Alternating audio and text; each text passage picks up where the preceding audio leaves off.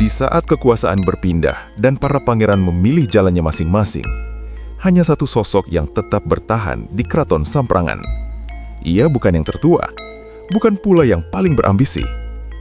Dialah I Dewa Tegal Besung, putra dari Nyi Gusti Ayu Kutawaringin, yang memilih kesetiaan di tengah keruntuhan wibawa istana.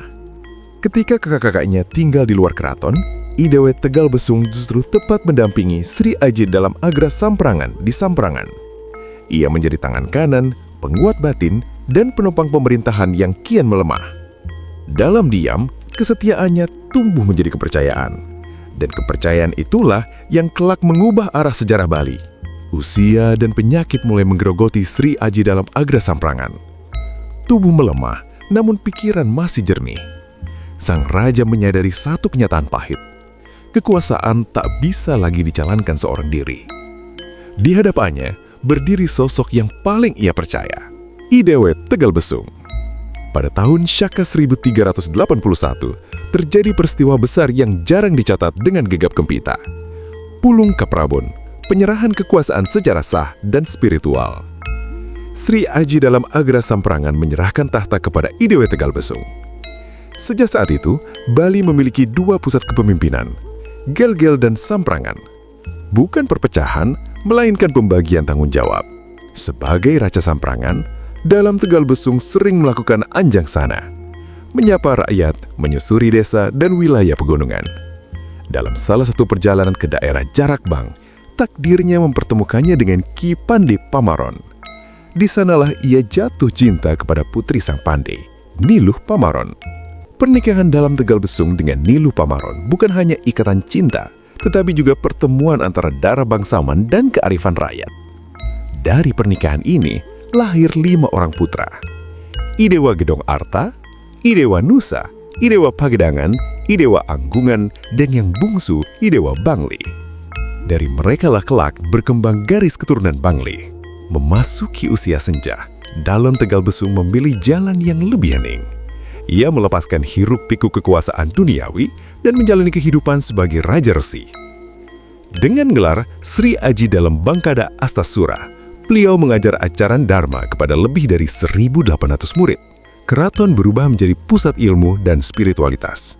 Sebagai bentuk penghormatan kepada mertuanya, Ki Pande Pamaron, wilayah Jarakbang diubah namanya menjadi Jagat Bangli. Nama ini bukan sekedar penanda wilayah, melainkan simbol lahirnya peradaban baru, perpaduan kerajaan, spiritualitas, dan rakyat. Dari sinilah Bangli tumbuh sebagai jagat suci di dataran tinggi Bali. Sebelum mencapai moksa, dalam Tegal Besung meninggalkan warisan spiritual yang abadi. Beliau mendirikan Pura Taman Suci, Pura Sakti Warangen, dan Pura Waringin. Tempat-tempat suci ini menjadi pusat pemujaan, pendidikan spiritual, dan pengikat identitas masyarakat Bangli hingga kini. I Dewa Tegal Besung tidak dikenang karena perang besar, tetapi karena kesetiaan, kebijaksanaan, dan laku spiritual. Dari kesetiaan, lahir kepercayaan. Dari kepercayaan, lahir kepemimpinan. Dan dari kepemimpinan yang hening, lahirlah Jagat Bangli, warisan suci yang tetap hidup dalam denyut Bali hingga hari ini. Sahabat sejarah, kisah Samprangan dan Gel-Gel adalah pengingat bahwa kekuasaan bisa berpindah tangan. Namun, pengabdian dan ketulusan akan selalu menemukan jalannya sendiri. Dari Sri Aji dalam agra Samprangan, kita belajar tentang ujian manusiawi seorang pemimpin. Dari dalam Semara Kepakisan, kita melihat bangkitnya sebuah era baru di Gel-Gel. Dan melalui I Dewa Tegal Besung, kita memahami bahwa kesetiaan tanpa pamrih adalah akar dari kepemimpinan yang suci. I Dewa Tegal Besung tidak membangun namanya melalui pedang, melainkan melalui Dharma. Beliau mengubah hiruk-pikuk tahta menjadi keheningan spiritual yang jejaknya kini abadi dalam indahnya Jagat Bangli. Kisah ini membuktikan bahwa sejarah yang paling tangguh bukanlah yang tertulis di atas batu, melainkan yang hidup dalam doa-doa di tempat suci dan mengalir dalam darah keturunannya.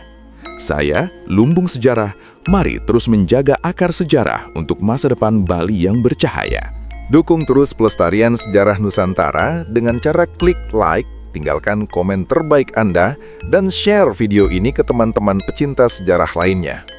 Setiap dukungan Anda membantu kami terus menghidupkan kembali kisah-kisah agung dari masa lalu yang hampir terlupakan. Rahayu, Rahayu, Rahayu.